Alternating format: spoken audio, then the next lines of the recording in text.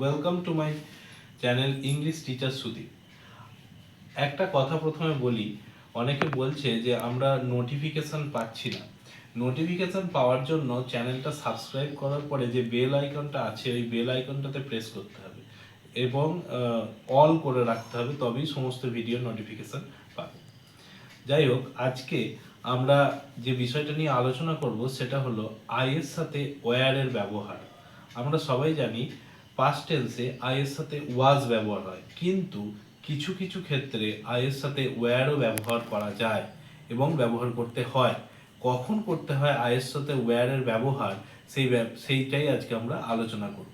পুরো বিষয়টা জানতে ভিডিওটা স্কিপ না করে পুরোটা দেখতে হবে এবং ভালো করে কোনো জায়গায় অসুবিধা থাকলে বোঝার আমাকে অবশ্যই কমেন্ট সেকশনে জানাবে।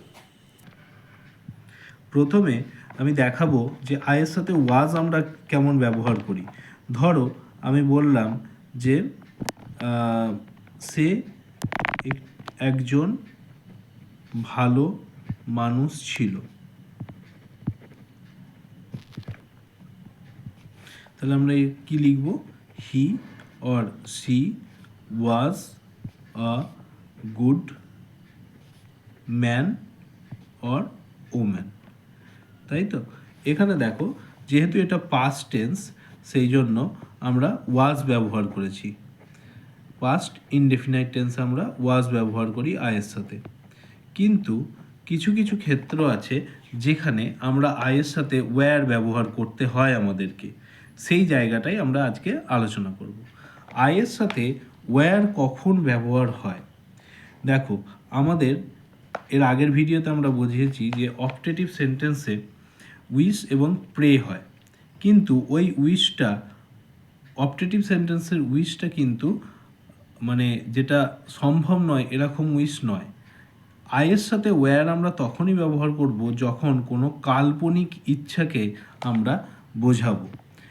যেমন উদাহরণ, আমি যদি পাখি হতাম, আমি যদি রাজা হতাম, বলছি আমি যদি রাজা হতাম।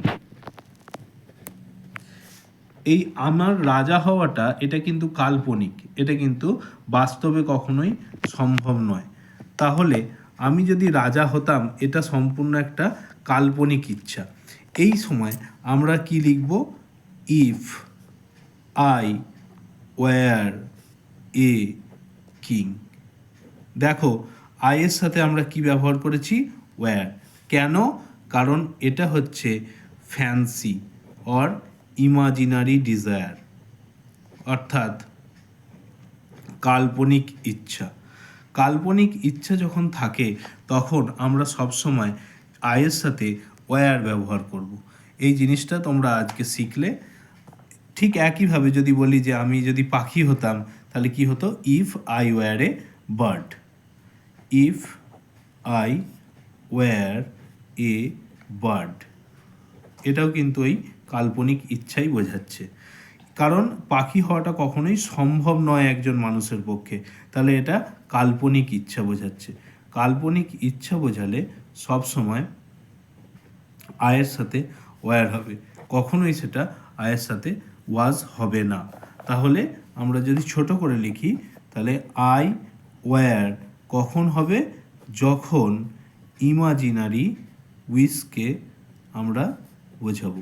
ইমাজিনারি উইশ বা বাংলায় যাকে বলে কাল্পনিক ইচ্ছা, এই সময়ই আমরা একমাত্র আয়ের সাথে ওয়্যার ব্যবহার করতে পারবো, এবং সেটা কিন্তু পাস্ট টেন্স বলে নয়, সেটা প্রেজেন্ট টেন্সই ব্যবহার করব আমরা।